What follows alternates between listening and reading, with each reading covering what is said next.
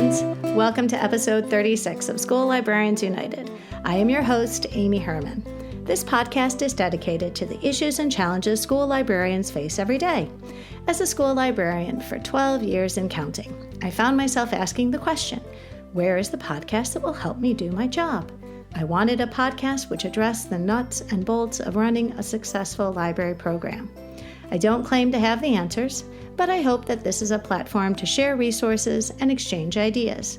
Now is a perfect time to mention that the ideas expressed in this podcast are my own and do not reflect those of my district. When incorporating research, I always cite my sources. So whether you are a novice or a veteran school librarian, this podcast has something for you.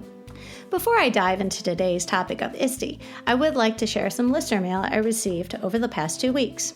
Thanks to Twitter, Maria from Connecticut will be starting her 3rd year as an elementary school librarian on a fixed schedule. She said that she had been binging my podcast and found the episodes to be succinct and practical. This past year, Maria found especially that she was focusing on increasing the use of her students using shelf markers and overall circulation stats. And then she said the most intriguing thing. This year, she removed any existing checkout limits. Maria said that her students had been resorting to eeny, meeny, miny, mo to pick which book they wanted, and it was just heartbreaking. She said that this past year, only one student out of her 325 abused this generous policy. Maria mentioned that she herself would ordinarily check out 4 to 5 books from the public library, only to realize once she was already home that one wasn't a good fit. This may seem obvious, but how often do you put yourself in the shoes of your students? Would you be excited to visit your library if you were a student? I'm not just thinking about the collection itself. I'm also thinking about the policies in place regarding checkout and book return. I was reading my email when I received an email from Brooke from Georgia. She just learned that she'll be teaching a combination fixed schedule for lower elementary and a flexible schedule for upper elementary. I'm finding this to be a popular compromise for school districts. As you all know, there are benefits to seeing your classes on a regular schedule and benefits to having the flexibility to schedule visits when they best support the classroom activities and their projects. Brooke had already listened to the past episode, including collaboration, One Size Does Not Fit All. Thanks to our emails that we exchanged, I'm planning to revisit collaboration in Season 2. Another email I received this past week was from Tracy in Maryland, who had a great question, which I should clarify for the benefit of everyone listening. In my first episode on weeding, and possibly my episode on discards, I suggested that donating books which have been weeded from your collection to a religious organization might be problematic. This, of course, is from the perspective of someone who works in a public school library. As it turns out, Tracy's been a librarian in a private, religiously affiliated school for the past 19 years. Discarding library books is never without its challenges, but some may object to materials which, purchased with taxpayer money, then be donated to organizations whose priorities are influenced by religious doctrine. As we say, every school is different. Our policies, no doubt, will be different as well. The trick is to know what is standard practice and what is acceptable, and this is a conversation best had with other school librarians in your district. Facebook introduced me to Lori from upstate New York. She's an elementary school librarian on a fixed schedule, and Lori said, "My schedule allows me to teach K-5 enrichment in addition to my regular library classes." Lori said, "I am also a 4th grade teacher leader. I push into a 4th grade class to co-teach 2 times a week. The focus is my library program is an inquiry-based instruction. This school year, I earned my Iste certification. I worked very hard to align my lessons with the new AASL standards and Iste standards. My goal for the summer is to continue aligning my lessons with standards, work with our 4th grade teachers on collaborative immigration unit using primary sources, and to learn more about how our brains operate on a digital environment." You can learn more about Lori's program on Instagram at Cozy Book Nook Librarian. I especially wanted to give a shout out to some of the many librarians and educators I met at Iste. And I also want to thank you for handing me your business cards because that was very helpful. I especially want to thank Gwen and Lisa from Michigan, Christina from New York, Elizabeth from Virginia, Diana from Iowa, Amanda from Louisiana, Robbie from Georgia, Claudia from Texas, Renee from Pennsylvania, Melissa from Missouri, Amanda from Kentucky. I especially also want to give thanks to the EdTech Pod Squad, a podcast hosted by 5 EdTech coaches from Missouri, Aaron, Sam, Jonathan, JP, and Josh. I welcome you and all listeners to reach out with your feedback and episode suggestions, either on Facebook or Twitter, or even my email address, schoollibrariansunited@gmail.com. If you include your mailing address, I'll be sure to thank you with a podcast sticker. I'll mention it again at the end of the episode, but be sure to check out the links in the show notes today. I have included links to both general EdTech sessions, as well as plenty of links to school library-related presentations and resources. So, what exactly is Iste? According to their website, the International Society for Technology and Education, or Iste, is a nonprofit organization that works with the global education community to accelerate the use of technology to solve tough problems and inspire innovation. Our worldwide network believes in the potential technology holds to transform teaching and learning. The Iste Conference and Expo is recognized globally as the most comprehensive educational technology conference in the world. For more than 3 decades, and I think this year was their 40th anniversary, educators and education leaders have gathered at Iste Conference to engage in hands-on learning, exchange ideas, and network with like-minded thinkers seeking to transform learning and teaching. The annual event attracts over 16,000 attendees and industry representatives, including teachers, technology coordinators, administrators, library media specialists, teacher educators, and policymakers. Attendees also include world-class keynotes, hundreds of sessions in a variety of formats in a massive expo hall. I also learned that Iste rotates among 5 cities: Chicago, Philadelphia, Anaheim, where next year's will be held, San Antonio, and I think Denver, but I couldn't confirm. So this year we landed in Philadelphia, and I've never been. And I'm very fortunate that I was able to schedule a flight in the day before the regular sessions opened on Sunday. I could take my time, drop off my luggage at my hotel. I walked the half mile to the convention center. I had the luxury of picking up my registration materials, my badge, and my lanyard without having to deal with the crowds. I became friends with the volunteers at the Ask Me station throughout the location. I also, because there were relatively few people at the convention center on Saturday, I asked question after question after question, and they were very, very helpful and patient. We were very lucky to have beautiful weather the entire time the Iste conference was going on, and my map app opened on my phone. I walked more than 9 miles that first day all over downtown Philly. So this is when I discovered just how quickly the map app drains your phone battery, and just how glad I was to have a portable charger for my phone on hand. I've heard it referred to as a lipstick charger because it's similar in shape and size. And over the next 4 days, I learned that Philly is very walkable, has wide sidewalks with a plethora of restaurants and eating venues, a ton of variety, and something to fit everyone's budget. So, with 16,000 educators descending on the convention center, how do you customize your conference experience? First, you need to find your group within a group. In this case, Iste Librarian Network is our group. And because this was my very, very first Iste conference, I reached out to a handful of Michigan friends I knew were attending. I also made sure to watch the panel discussion, which was broadcasted a week before the conference on YouTube by the Iste Librarian Network. I made sure to follow all their recommendations so I could make the most of this conference. The best advice I received was from one of the EdTech podcasts I listened to, and that was to set some personal goals ahead of time. It's easy to become overwhelmed by the scale of Iste, so deciding on the goals for myself helped me guide the schedule-making process. I studied the Iste conference website. As with many conferences, there's an app you can download on your phone.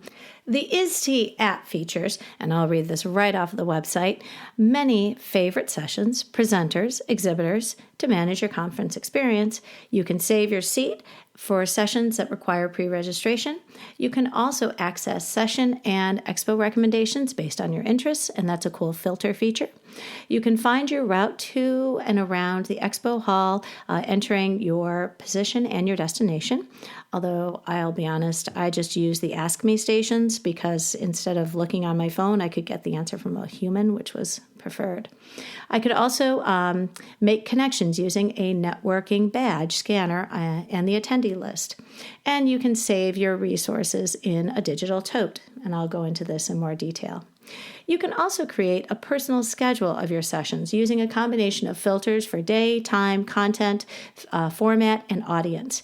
With over 1,400 different sessions being offered and over 500 vendors attending, there is no way that anybody can possibly see everything.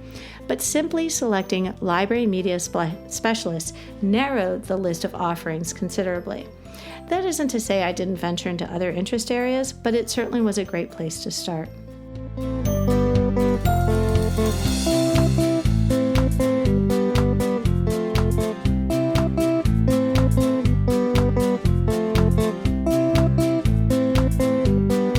Another way in which Iste is like no other conference I've ever attended is the range of offerings.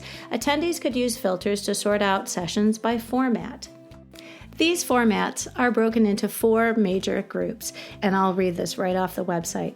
Listen and Learn, which involves one-way audience interaction. Participate and Share, which is moderate audience interaction. Explore and Create, which is described as extensive audience interaction. And then finally, Engage and Connect, which is networking and socializing.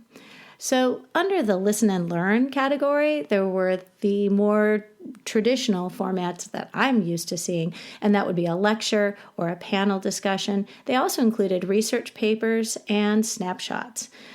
Under the Participate and Share, the more interactive lecture, there is an opportunity for audience participation as well as something which is called a poster session, which is really fun because in this case there were several hours set aside for major groups of presenters who would bring a poster, and it was almost like a buffet. And you could walk around this large area and engage or choose not to engage, and you could scan QR codes and get a lot of information that way. The Explore and Create, these were fun and oftentimes required some pre-registration because this was a BYOD, bring your own device, or the BYOD Extended, which were the longer sessions. The last session in this category was described as a playground.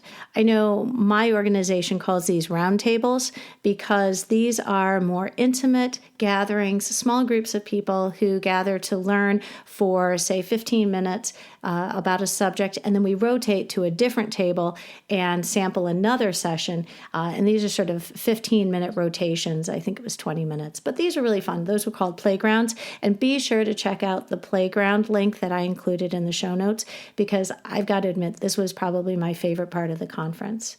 The last format is the Engage and Connect, and these are more networking opportunities, which sometimes included leaving and going on a tour or meeting for a meal like the Librarian breakfast held on the last morning of the conference.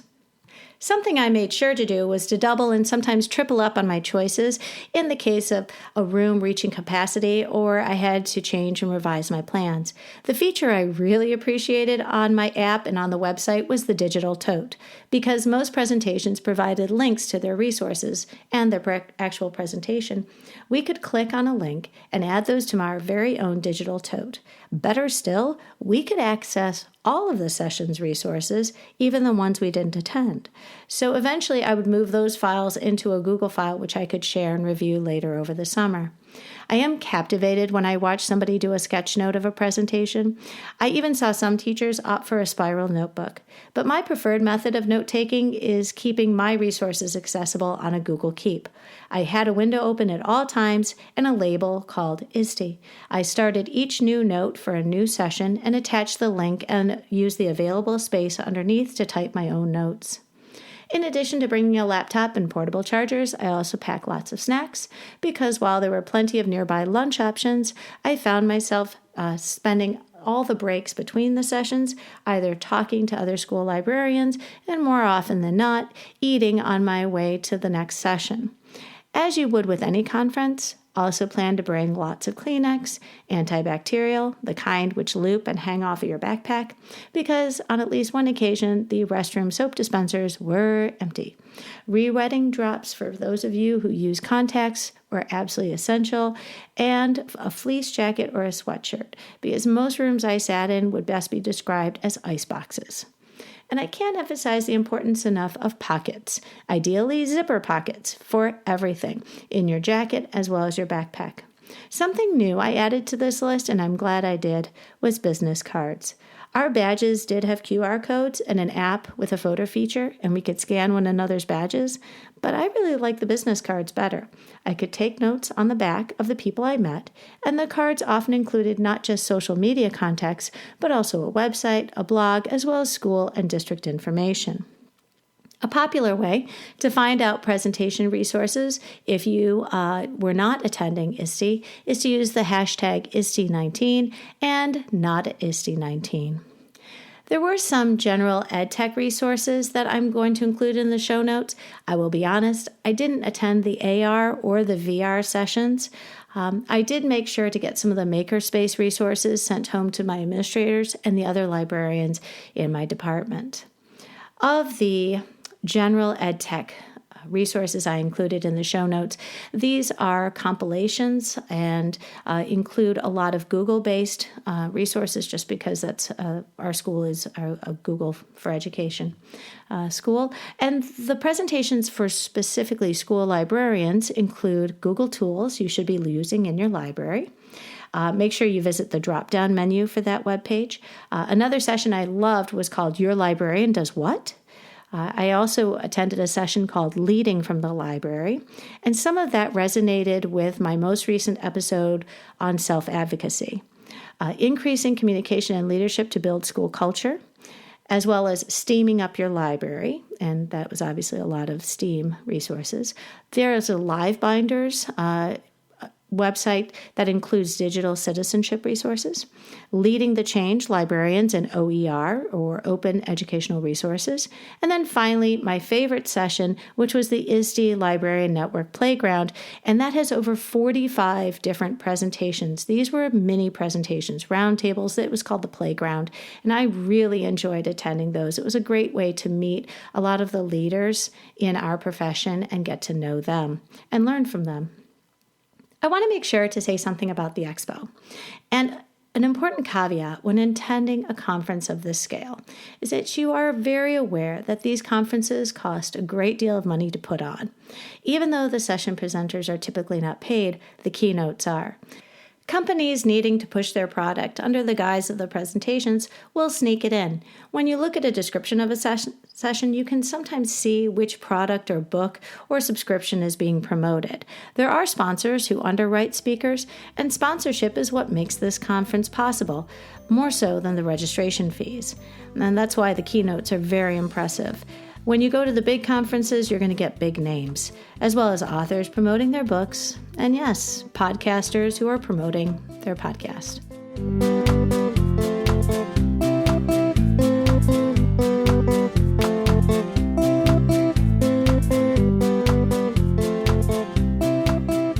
The expo is row upon row upon row of vendors and software companies and makerspace items and technology and furniture options and giveaways and contests. One attendee I met said she was sure to have a dummy email set up ahead of time so her work and her personal email wouldn't get clogged with solicitations. I saw a lot of attendees who either purchased or won items at the expo.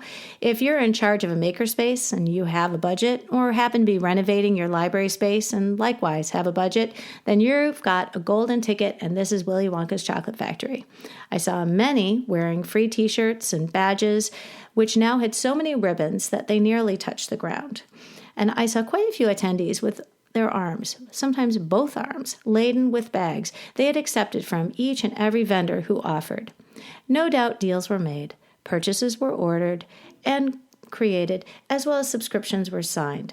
But occasionally, unless you were generally looking to invest in a product, this was just a way to snag free pens and candy and stickers for your lanyard and your laptop. No balanced conversation about Iste would be complete without addressing some of the challenges of attending a conference such as this. And the first is obvious, and that is expense. Many of the attendees I spoke to were lucky to live close by and took the train in every day. I talked to some teachers who found Airbnbs a considerable distance from the site and used public transportation. The shuttles to and from the hotel were free, but the hotels booked very quickly, and the rates, as I heard, were inflated, not just because of the conference, but also because Philadelphia is a popular place for families to travel on vacation, and most of the schools were on summer vacation. While some districts sent teams of teachers, others, like myself, came by ourselves and would be writing off the expenses on our taxes. Crowds. Anytime 16,000 people converge, there will be lines. Lines for everything. Lines for food, lines for coffee, lines for sessions. Because of the sheer number of attendees, some sessions required pre-registration, and you would have a digital ticket on your phone app that would reserve a spot in the session. I was able to attend some of these sessions without a ticket, but I waited until everyone else was seated first. Distance. The distance from one end of the expo to the adjoining buildings. I counted 5 distinct buildings which were connected by a series of impressively steep escalators and quick dashes outside. This means that, realistically, you can't schedule sessions back-to-back unless those sessions were either in the same room or the same hallway. Given all of that, why go? Interestingly enough, Iste has an entire page on their website called Make the Case, which is intended to give prospective attendees the rationale and even a customizable form letter to submit for approval and funding requests. Clearly, the most compelling reason to go to Iste is because of the constantly evolving nature of technology. Those of us who teach technology, regardless of grade level, need to keep up on these changes and innovations. Additionally, the Iste membership offers continuing education opportunities throughout the year.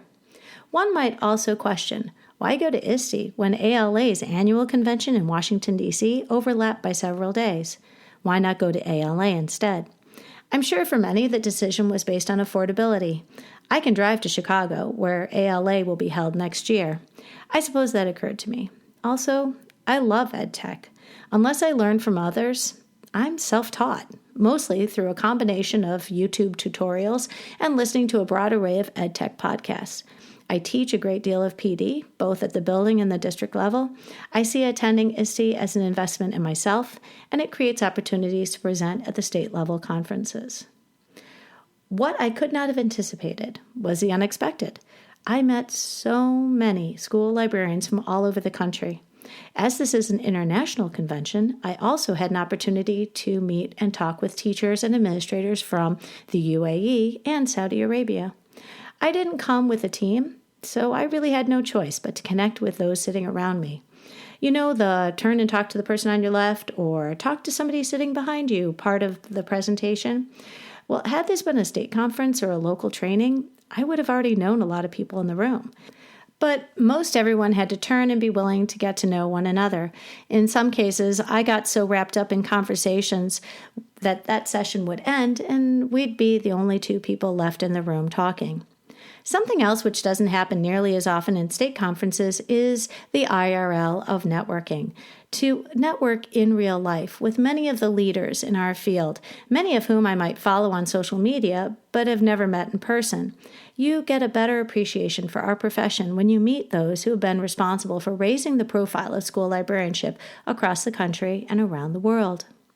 Another fun discovery was when I found myself attending sessions I hadn't planned on attending.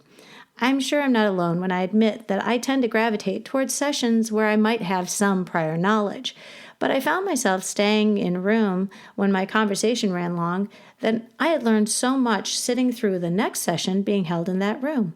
That type of random learning is sometimes the most fun, to learn something completely brand new, and perhaps, not surprisingly, information which I will find a way to incorporate into my job.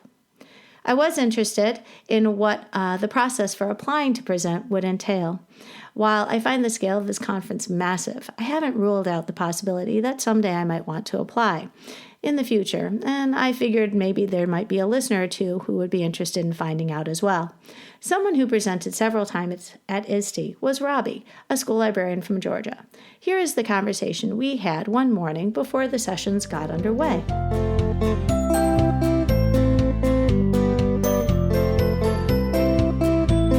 Hi everyone, my name is Robbie Barber, and I'm at Tucker High School in the metro Atlanta area in Georgia. My high school is about 1,800 students this past year. I am the only librarian, and I have a half-time parapro that helps me out, which means that Tuesday, Thursday, and alternate Fridays she's there, and Monday, Wednesday, and alternate Fridays I have trouble getting a lunch break. I think there are a lot of people who listen to this podcast who probably have had very shortened lunch breaks, if at all. I ate standing up for 7 years when I didn't have an assistant, so it can be done. I was really impressed when I met you, Robbie, because you are somebody who's more involved than most. I'm an attendee. I just came here, and I enjoy watching other people do all the work, but you're one of the people who does all the work. So tell me what you came here to do, and we'll go from there. So primarily, I came here, and we're at Iste conference in Philadelphia. I came here to learn, but part of how I learn is by presenting, and I love to present. I love working with teachers and other librarians and other educators to see if I can share things that I pick up that can go forward and everything else. It really brings me a lot of joy, but also I learn so much when I have to make a presentation. So tell me, where did this process start? Because this is late June, but obviously you had to have this in your head that you wanted to present quite a long time ago. So start about the beginning process, and I'd love to hear about how you started. Okay, so when you first start trying to present, you look at various things you do. You try to see what you can focus down on and say this lesson or this set of lessons created something, and you write it up and you submit it to a various conference, and good chance that you will get a rejection. That's fine. I've been told less than half of the presentations usually are accepted in most conferences. So you are sort of putting yourself out there. Can you, obviously you've been accepted before, can you give our listeners any tips that make your presentations more likely to get picked up? That's actually an excellent question. So a couple of things you want to do when you're writing up a presentation is you want to have a snappy title, believe it or not. If your title says fake news, you may not get noticed. But if you do something a little funnier or a little more snappy or a little longer, or fake news challenge, fake news, fake or alternative facts, where people pause and go, wait, those mean the same thing. That's okay. I got your attention to move past the title. I know that when I present at an EdTech conference, it sometimes has a different angle than when I present at a conference that's librarian focused. And so I tried to design some sort of presentation that perhaps I haven't attended. I haven't seen something like it before, maybe provide something that I haven't seen in years past. So you prepared your proposal and you press submit. How long until you found out whether or not you got it accepted?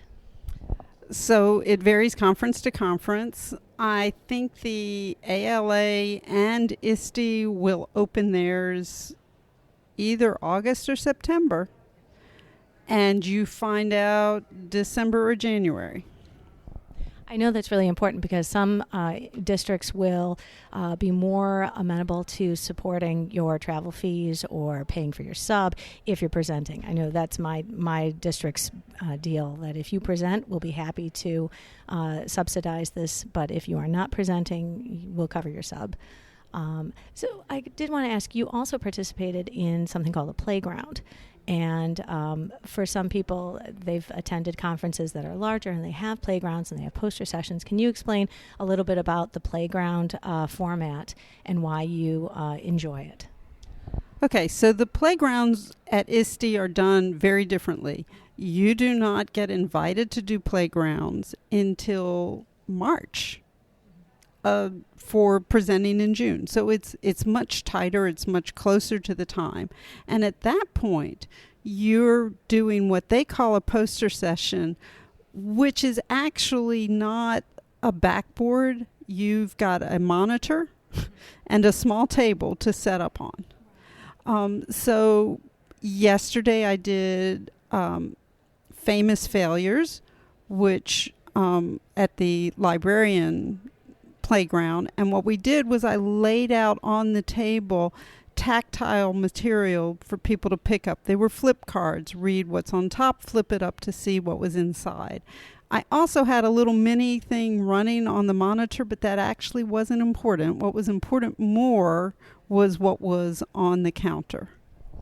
I've not attended a conference of this size before, but what I really liked was the fact that unlike a standard presentation where you might be sitting somewhat passively and taking in the information the presenter's giving, at a playground, it's a far more intimate conversation, and even the most shy of individuals feel a little more comfortable engaging in a conversation that's just with 2 or 3 people.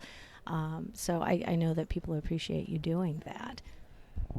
And I will say the thing about playgrounds are very, very different from doing a regular presentation. So doing a regular presentation, you're engaging possibly with 100 people or more, right? During a playground, you may be repeating yourself 50 times because you're just bringing up. Yeah. And you need to understand that up front. On the other hand, those may be tighter, much tighter connections. And the people who walk away from a playground may be the people that then want to implement what you've shown them. Well, if there's something I've learned about coming to a conference with 20,000 perfect strangers, building connections is possible. I think the fun thing about the playgrounds and the poster sessions in a large setting like this is that we're able to really focus on certain groups that attend the conference. So we're scattered. We're all a bunch of educators, but some of us are administrators, some of us are school librarians, some of us are high school, middle school, elementary teachers in the classroom. But you go to a playground or you go to a poster session and you really can focus on the attendees who are going to be coming and participating. That's exactly right. And that's the advantage of a poster session, or in this case, a playground. They do have at places like Iste and some other state-run conferences, they're going to have the posters with the backboards, but it's very much the same thing. You're going to stand there and connect and communicate with the few people that walk up at a time. I really, really appreciate you taking out some time and because I know that there's something always going on at a conference of this size, and to be able to carve out some time and be able to talk with you. But I really, it is about making these kinds of connections, and I really appreciate the fact that you came down and talked with me today. Thank you so much. Thank you for having me. When I got home, I made sure to use the website to generate a certificate of attendance. Using my schedule on my phone app, I checked the boxes for all the sessions I attended. I was even able to include the keynotes and the organized social gatherings, which isn't something I haven't been able to count in other conferences. I saved the certificate on my Google Drive with a digital signature, and the website even offered specific instructions for each state that would register as these continuing education credits. If you need hours, I cannot think of a more fun way to get them. I came home and I had 22 additional CEUs I can now apply towards a pay increase. I would like to extend a very special thank you to everyone whose resources made recording this episode so meaningful, and to the listeners whose feedback helps plan the direction of upcoming episodes. You can find me on Facebook, Twitter, and also at schoollibrariansunited@gmail.com. If you include your mailing address, I will be sure to send you a podcast sticker. I mentioned this 2 weeks ago, and I haven't forgotten. I promised my listeners who are starting in the fall their very own libraries an episode dedicated to them and the advice they should consider. What would you say to a first-year librarian? What do you wish you knew when you started? What should a first-year librarian know that will help them? I've included a link in the show notes to the podcast webpage, and you can leave a SpeakPipe message, which will be included in episode 1 of season 2. If you would prefer, direct message or email me your advice, and I will be sure to read it aloud during the episode. I'd like to thank you for listening today. Be sure to check out all the resources included in the show notes. If you like what you heard today, consider sharing this podcast with fellow school librarians. If this is your first time tuning in, take a look at the first 35 episodes. There might be something that piques your interest. To make sure you don't miss an upcoming episode, take a minute and subscribe to the podcast. The topic of our next episode will be, in case you missed it, I hope you will tune in.